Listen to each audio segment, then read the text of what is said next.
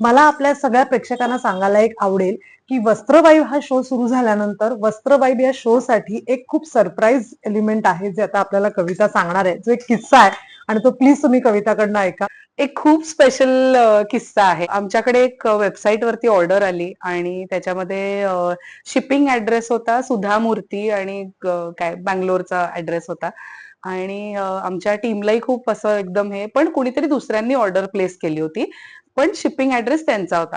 तर आमची usual website टीमची आणि व्हॉट्सअप टीमची पद्धत आहे की आम्ही कॉल करतो जर असं असेल की कोणीतरी कोणासाठी तरी ऑर्डर केली तर आम्ही एक कॉल करतो की तुम्हाला गिफ्ट रॅप करायचंय का किंवा काही स्पेशल इन्स्ट्रक्शन्स आहेत का असं त्यांनी कॉल केला आणि मग माझ्या टीम मधल्या मुलीने न राहून विचारलं की इज इट द सुधा मूर्ती असं तिने घाबरत घाबरत विचारलं. तर ते म्हणले येस इट इज हर, त्यांच्यासाठी मी ही साडी घेतलीय आणि असं म्हणून ती गेली. आम्ही साडी शिप केली. आम्ही ह्यातच खुश होतो की सुधा मूर्तींपर्यंत आपली साडी पोचली.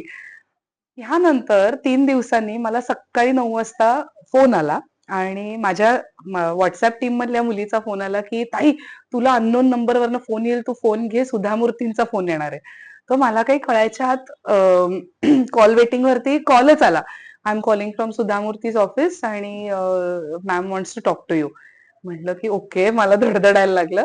तर त्यांचा कॉल आला आणि त्या नमस्कार कविता, मी तुझं मला पार्सल मिळालं असं म्हणून त्यांनी मराठीतच बोलायला सुरुवात केली आणि काहीही नाही त्या व्यक्तींनी एक प्रेमाने मला फोन केला होता की तुझं मी बघतीये, मी तुझे पॉडकास्ट बघितलं, मी तुझं शॉर्ट व्हिडिओज बघतेय, मला खूप आवडलं की साडी हा व्यवसाय कोणीतरी अभ्यासपूर्वक करतंय. त्या म्हणल्या की काय ग ते काहीतरी वस्त्र, मग त्यांनी त्यांच्या मॅनेजरला विचारलं काय ते होतं वस्त्र, म्हणलं हा वस्त्र वाईब्स का, म्हणे हो त्याच्यामध्ये तू सांगितलंय साऊथची पैठणी आणि आपला पहिला महाराष्ट्रातली एपिसोड पैठणी होता. ह्याच्यात काय फरक होता. तर मला खूप आवडलं की तू अभ्यासपूर्वक करतेस आणि तू असंच कंटिन्यू कर आणि हाच अप्रोच ठेव.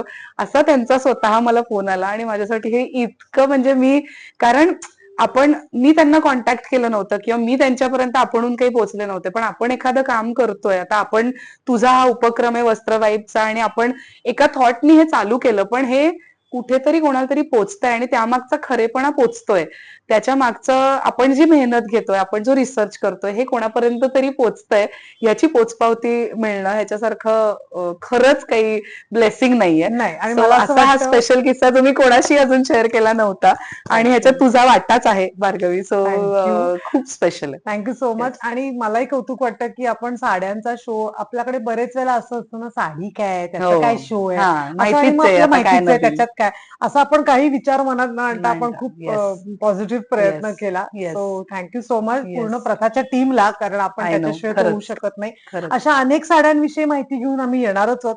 तुम्हाला कुठल्या साडीविषयी असे प्रश्न असतील आणि माहिती हवी असेल तर प्लीज कमेंटमध्ये आम्हाला नक्की सांगा. पुढचा भाग त्या साडीचा असेल.